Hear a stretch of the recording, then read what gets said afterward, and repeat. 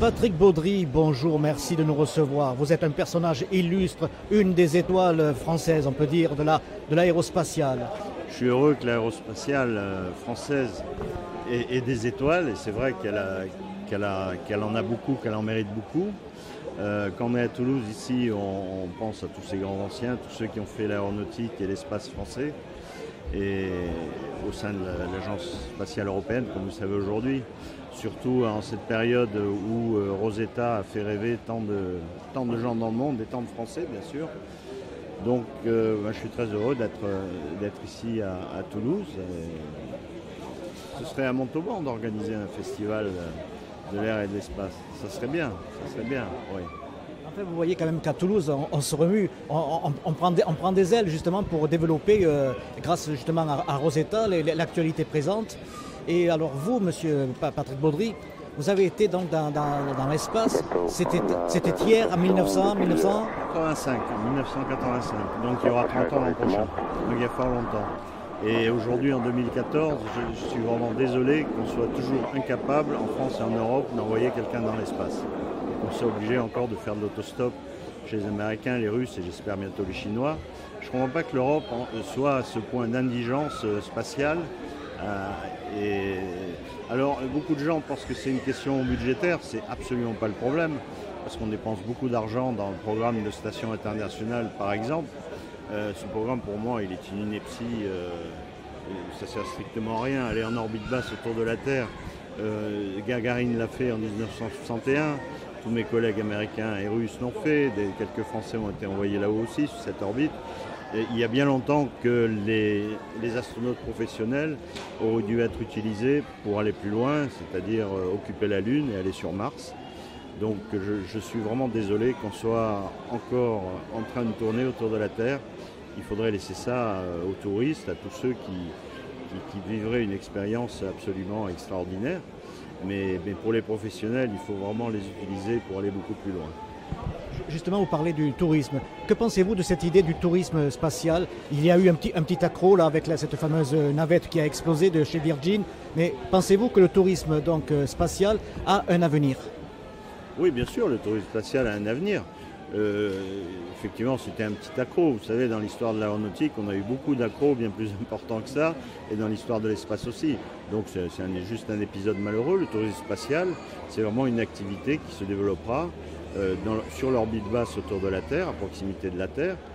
C'est la meilleure utilisation qu'on puisse faire de cette orbite, mais sûrement pas une utilisation professionnelle. Ça fait plus de 20 ans qu'on a fait tout ce qu'on pouvait y faire et qu'il est largement temps d'aller plus loin. Nous avons eu la chance de rencontrer un des pionniers de Mars 500 avec Romain Charles. Que pensez-vous de cette expérience? Qu'est-ce qu'elle va apporter à la communauté scientifique? Alors je vais sans doute vous décevoir. Moi je pense que ce genre d'expérience complètement inutile ou pratiquement inutile. Ce sont des expériences qu'on fait quand il n'y a rien de plus intéressant à faire ou de plus important. Il faut aller sur Mars, on n'a pas besoin d'enfermer des gens pendant 520 jours dans un bidon. Sur Terre, pour moi, ça n'a pas grand sens. Romain Charles est quelqu'un de très bien, hein, et je lui souhaite beaucoup de succès et j'espère qu'un jour il pourra aller à son tour dans l'espace. Mais ça me semble assez pathétique de se pencher sur ce genre d'expérience. Ça me rappelle la période qui a précédé celle de l'envoi de Gagarine et des 7 astronautes premiers américains dans l'espace, où la communauté scientifique imaginait toutes sortes de difficultés, de problèmes. Moi, je suis persuadé et je sais que l'homme s'adapte très bien à la pesanteur. Il l'a montré. J'ai des amis qui ont passé déjà beaucoup plus longtemps qu'1 an dans l'espace. Donc, je ne vois pas où est le problème pour aller sur Mars. Et je suis toujours surpris par ce genre d'expérience, surtout l'importance médiatique qu'elles prennent, alors que pour moi, c'est du temps perdu. Vous vous rendez compte, passer 520 jours dans un bidon au lieu de travailler sur Terre, il y a tellement de choses à faire. Et sur Terre, vous faites ça au fond de votre jardin quand vous voulez, hein, si ça vous regarde. Non, mais alors Romain Charles est quelqu'un d'extrêmement intéressant, c'est vraiment quelqu'un de bien. Et il l'a fait, et ça je l'admire beaucoup pour ça, mais pour ceux qui conçoivent ce genre de programme et qui font penser aux citoyens, au public, que c'est vraiment utile, voire indispensable, ça me paraît pathétique. Aimeriez-vous retourner dans l'espace? Oh oui, j'aimerais beaucoup retourner dans l'espace, mais d'une manière utile. Comme je l'ai dit tout à l'heure, pour aller sur Mars ou pour aller travailler sur la Lune, certainement pas pour consommer l'impôt du contribuable en allant dans la station orbitale. Je souhaite qu'on laisse cette orbite basse, une fois de plus, aux touristes, à ceux qui paieront leur billet pour aller là-haut, et voilà, et que les professionnels payés avec l'argent du contribuable, on nous utilise pour aller réellement travailler beaucoup plus loin de la Terre.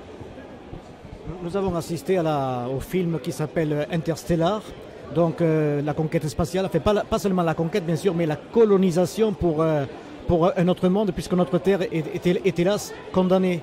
Qu'en pensez-vous? Oui, j'ai pas encore vu le film, j'ai vraiment pas eu le temps.